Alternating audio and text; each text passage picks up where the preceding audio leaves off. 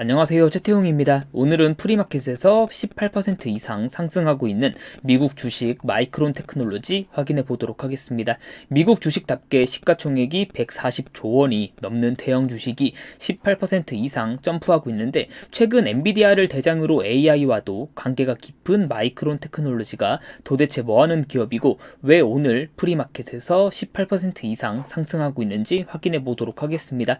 영상 뒤에서 나오겠지만 역시나 호재의 이유는 어닝 시즌답게 실적에 있습니다. 빌빌거리던 마이크론 테크놀로지의 실적이 도대체 얼마나 좋아졌는지 확인해 보기 전에 아주 짧게 삼성전자 그리고 SK 하이닉스와 늘 비교되는 마이크론 테크놀로지에 대하여 확인해 보도록 하겠습니다. 먼저 마이크론 테크놀로지는 세계적인 메모리 반도체 기업입니다.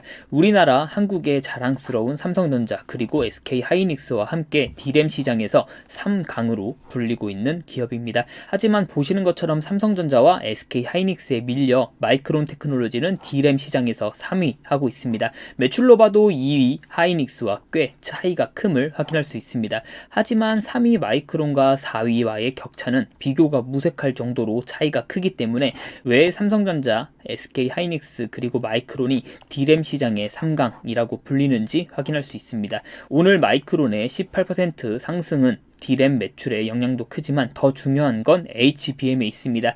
HBM은 앞에서 확인한 D램 반도체 여러 개를 수직으로 연결해 데이터 처리 속도와 에너지 효율을 개선한 메모리 제품으로 AI 시장에서 없어서는 안 될 중요한 요소 중 하나입니다. 당연히 고가의 고마진 제품으로 향후 삼성전자, SK 하이닉스 그리고 마이크론의 실적과 주가를 견인할 요인으로 분석되고 있습니다. 이렇게 중요한 HBM 시장에서도 마이크론은 삼성전자와 SK 하이닉스에 밀리고 있습니다. 앞에서 확인한 D램 시장에서도 3위로 꽤 밀리고 있었는데 24년도 세계 HBM 시장 점유율 전망에서도 마이크론은 크게 힘을 쓰지 못할 것으로 예상되고 있습니다. 그러나 이런 현실을 극복하기 위해 마이크론은 현재 생산 가능한 제품을 스킵하고 차세대 제품을 먼저 양산하는 전략을 취하며 점유율 개선을 위해 노력하고 있습니다. 그리고 이런 전략이 통한 듯 엔비디아는 마이크론의 HBM을 엔비디아의 AI 칩에 탑재할 것으로 발표하였습니다. 하지만 앞에서 확인하신 것처럼 아직까지는 메모리 반도체 시장에서 삼성전자와 SK 하이닉스가 굳건하게 1위와 2위 자리를 지키고 있기 때문에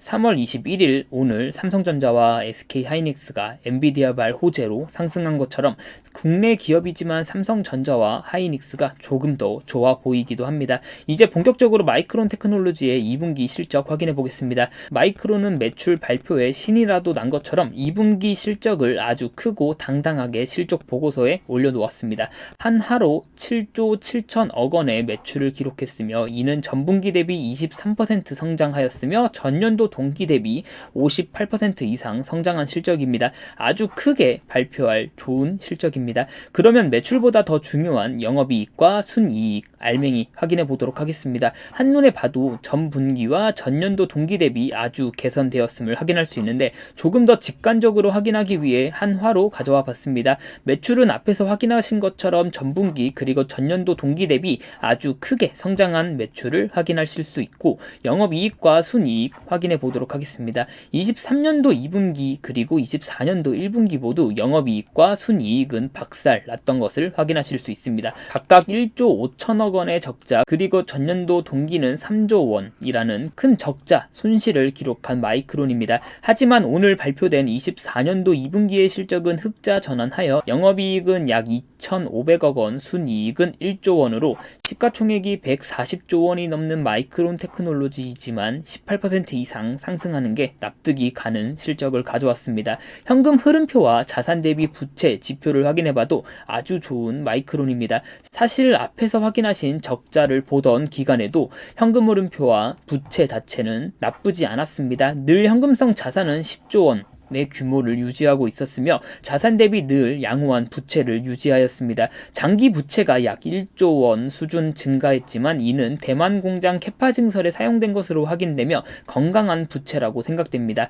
이렇게 확인해본 마이크론 테크놀로지는 2023년부터 안 좋았던 실적이 이제 개선되며 엔비디아의 HBM 제품이 본격적으로 공급하게 되면서 2024년 실적은 영업이익률도 더욱 좋아질 것으로 예상되고 있습니다. 따라서 프리마켓에서 무려 17% 이상 상승하고 있는 것이 납득이 됩니다. 아직은 D램 시장에서도 3위를 차지하며 격차를 크게 좁히지 못하고 있지만 고가로 영업이익률이 너무 좋은 HBM 시장에서는 어쩌면 마이크론이 다른 성과를 낼 수 있지 않을까 하는 생각도 듭니다. 삼성전자와 SK하이닉스가 메모리 반도체 시장에서 아직 굳건하게 1위와 2위를 하고 있지만 엔비디아에 본격적인 공급을 하게 된 마이크론 테크놀로지의 추격도 무섭기에 국내 기업이 부디 좋은 실적을 가져오며 마이크론 테크놀로지와 함께 성장하였으면 좋겠습니다. 이상이고 시청해 주셔서 감사합니다. 구독과 좋아요 그리고 댓글 한 번씩만 부탁드리겠습니다. 또 올게요.